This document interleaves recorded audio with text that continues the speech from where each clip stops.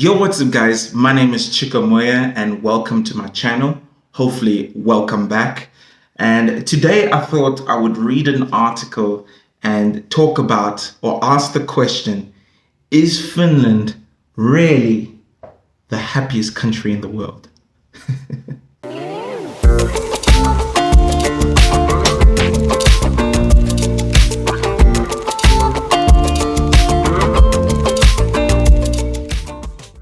Okay, so I found this article on the New York Times titled "What Makes a Country Happy."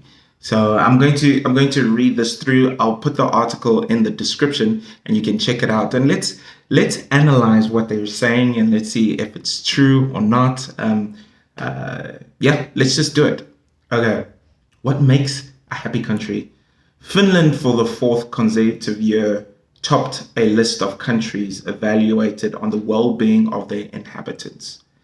Really? Finns ask. that does sound like a Finnish sort of response. Right. When the governments around the world introduced coronavirus restrictions requiring people to stand 2 meters apart, jokes in Finland started circulating. Why can't we stick to the usual 4 meters? Okay, this is pretty true. Like, in general, even before the pandemic and whatever, it was quite normal for Finnish people to stand quite far apart from one another. I mean, you just have to look online for pictures of Finns standing at a bus stop. So that's kind of funny. And I have heard that joke as well. Finns embrace depictions of themselves as melancholic and reserved, a people who mastered social distancing long before the pandemic. A popular local saying goes, happiness will always end in tears. Is that true? If you're Finnish, let me know. Is that true? Let me know down below. But for 4 consecutive years, Finland has been named the happiest country in the world by the United Nations Sustainable Development Solutions Network, which publishes an annual report evaluating the happiness of people around the world.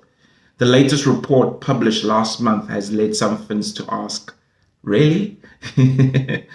4 times in a row is too much, said Jukka Lindström, a writer and stand-up comedian. The weather is like the worst day in London every day, he said.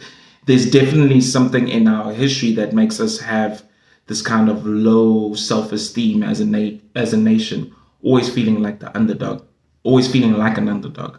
And this is quite true. I do find a lot of Finnish people tend to make jokes about themselves as Finnish people, like, you know, hey, I'm not happy, I'm Finnish or whatever. And but I've got to say, even though Finnish people tend to make those sort of jokes about themselves, there is a sense of pride underneath it all, you know, like a sense of an endearing kind of thing, like when they complain about the weather, like, oh, Finland has the worst weather in the world, or Finnish is the hardest language. They're talking down to themselves, but inside they are kind of like, yeah, but at least it's ours. So that does make sense. The World Happiness Report uses data from interviews of more than 350,000 people in 95 countries, conducted by polling company Gallup. I have no idea what company that is. The rankings are not based on factors like income or life expectancy, but on how people rate their own happiness on a 10-point scale. I mean, that is kind of is sneaky, because although it's got nothing to do, happiness doesn't have to do with the money you make or the things you earn, but definitely being able to earn a good salary and being able to feel a lot more free in life, I'm sure it can only add to your happiness, I reckon. And here in Finland, most people, earn a living wage. Depending, no matter what sort of job you do, you can probably survive. You can get an apartment, even if it's a small one. You can live. Unlike other countries, like America, as an example, where you probably need like 2, 3 jobs to actually survive. All right, let me see where. Oh, yeah. We believe that these subjective or self perceived evaluations are a more reliable way to tell how good life is, said Shan Wang. Sorry if I said the name wrong.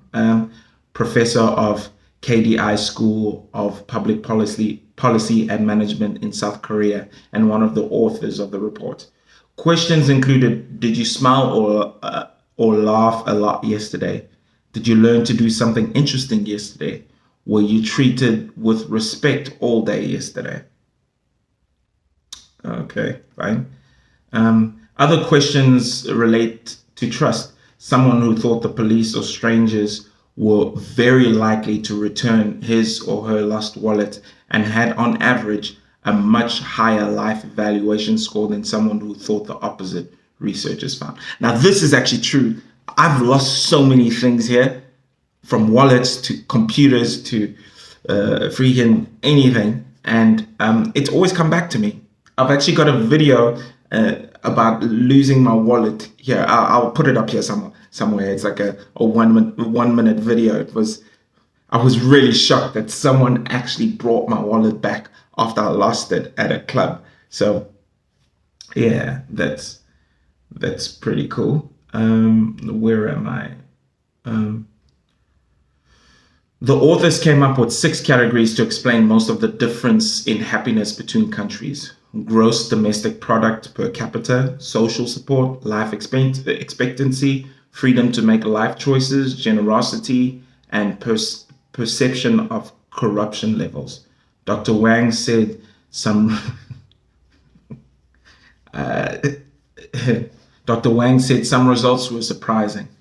Parts of Eastern Europe ranked relatively low on the list despite having relatively good income levels, while in South America the reverse was true. Happiness levels tended to be high given relatively low income levels. That is quite interesting. I wonder what that is. At least as an example, I'll say in South Africa, people tend to be outwardly really happy. Like there's this atmosphere of people talking and good vibes and whatever. I don't know where South Africa ranks in this happiness index, probably pretty low, but I guess a place like South America, you know what, I've actually never been anywhere in South America. So if you're South American, from somewhere in South America, you can let me know if this makes sense to you. But yeah, in my mind, it does make sense. Let's see. In Finland, a relatively egalitarian society, people tend not to be fixated on keeping up with the Joneses, right? People often do pretty well in social comparison, said Antti Kaupinen, a philosophy professor at the University of Helsinki. This starts from education. Everybody has access to good education. Income and wealth differences are relatively small. That is the point I was trying to make. You see, everyone actually is able to survive pretty well. So it kind of, there isn't these big gaps of education and wealth. You know, there's a good, strong middle class, and middle class in Finland actually means something. It means that you can survive, you can support your family, and of course, ultra rich is ultra rich. But yeah, that definitely makes sense. Whereas in places like, I'm sure, South America or South Africa, the differences between rich and poor are so huge. Like, it's crazy. It's insane how that happens. David Pfizer or Pfister, David Pfister, an architect from Austria who lives in Oulu, Oulunkylä. That is just Oulu, right? Yeah, yeah. Anyway, a suburb of Helsinki, said that he would describe Finns as content, but it was hard to say if they were happy.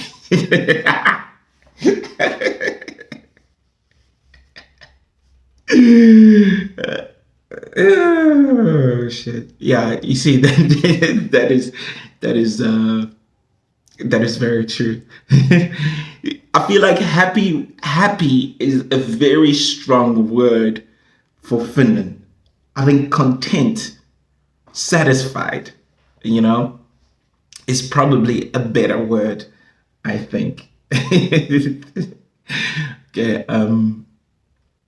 the baby has increased our happiness, said his wife, Vera Yliniemi, a teacher. Another man in the same suburb, Janne Berlini, 49, said he was happy enough. I have work, he said. The basic things are in order. The basic things. People in Finland also tend to have realistic expectation for their lives. But when something in life does exceed expectations, people will often act with humility, preferring a self-deprecating joke over bragging, said Sari Pauhunen. I'm so sorry. I'm butchering these jokes. I mean, these names. Forgive me. Okay. A linguistic professor at the University of Jyväskylä. Finns, she said, are pros at keeping their happiness a secret. Is that so, Finnish people? Do you like to keep your happiness a secret? The report this year received little attention in the Finnish news media. Finland is still the happiest country in the world, began a short article that ran on page 15 in Ilta-Sanomat, a daily newspaper. All of the countries that ranked the top 10, including the 4 other Nordic countries, have different political philosophies than in the United States. Yeah, the United States is, let's just say politics there are interesting. Number 14 on the list, behind Ireland and ahead of Canada. Oh yeah, sorry. So America is number 14 behind Ireland and ahead of Canada. Lower levels of happiness in the United States could be driven by social conflict, drug addiction, lack of access to healthcare, and income inequality. Dr. Wang said, things in Finland are far from perfect. Like other parts of the continent, far-right nationalism is on the rise, and unemployment is 8.1% higher than the average unemployment rate of 7.5% in the European Union. I didn't know that thing about the far-right nationalists. I should probably check that out, but is that a thing? Oh, wow. But there is a lot about Finland that is indeed great. The country's public school system, which rarely tests children, is among the best in the world. College is free, there's good universal healthcare system, and childcare is affordable. And Finland has been one of the least affected European countries by the pandemic, which experts attribute to high trust in government and little resistance to following restrictions. Heikki Aittikoski, an international affairs correspondent at Helsingin Sanomat, the biggest daily Finnish newspaper, said that what struck him after traveling to countries including Britain, Costa Rica, Botswana, Denmark, and the United States to research happiness for a book was the ordinary aspects of Finnish life that he has taken for granted. For example, people trust each other. He said, each morning it is common in Helsinki to see children as young as 7 walking by themselves with their backpacks to school, feeling completely secure. That epitomizes the Finnish happiness, Mr. Tikoski said, that's something we've done right. And that's the end of the article, basically. And let me know, did you find some of that stuff true? If you're finished and you live here, you find that stuff true? I think relatively everything that was said does speak true to me as someone who's living here. It's the simple things, it's the simple things that make you happy in life, in terms of, like I did mention, the inequality gap is much smaller. You're able to work whenever you want. Safety is a massive thing. Good transport. There's a way to earn a living here. If you're poor in Finland, like living on the street, chances are you're an addict. You have mental illness, or something along those lines, because there's always a way to get out of the pit that you find yourself in, which is quite interesting. But yeah, Finland, I guess we can call it the happiest country, but I would rather call it the most content country. People here are chilled. There's none of this, Finnish people are very humble in a way, in terms of the way they view themselves. And even celebrities here are not, if a celebrity is walking down the street, people are not all like running around going crazy like they would in other countries. And it is kind of weird, even when I go to live shows with famous people, it feels, of course, while they're on stage, everyone screams and shouts and all that kind of thing. But afterwards, I feel like if the person who just performed was just walking, people would just be like, oh, cool, there's that guy or that girl, or whatever the case might be. I think there's just a sense of we're all equal. We all survive. We all probably have a little bit of money to be able to travel when we want, and all that kind of stuff. And Finland has definitely done something right here, and I respect it. And I think this is a great, great country. Yes, the people are a bit quiet and a bit more reserved, but underneath all of that, there is warmth if you get to know people. So that's it for me. I think it's awesome. If you enjoyed this content, please leave me a like and subscribe to the channel if you want to get more stuff like this. And if you've got an article or video or something you want me to sort of review and to give my thoughts, let me know.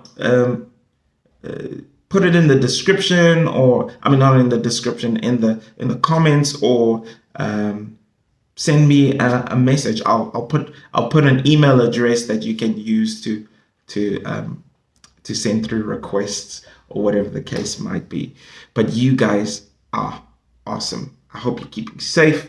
I hope you have a fantastic day or evening, or wherever you are. You're amazing. Cheers for now. Until next time. Bye.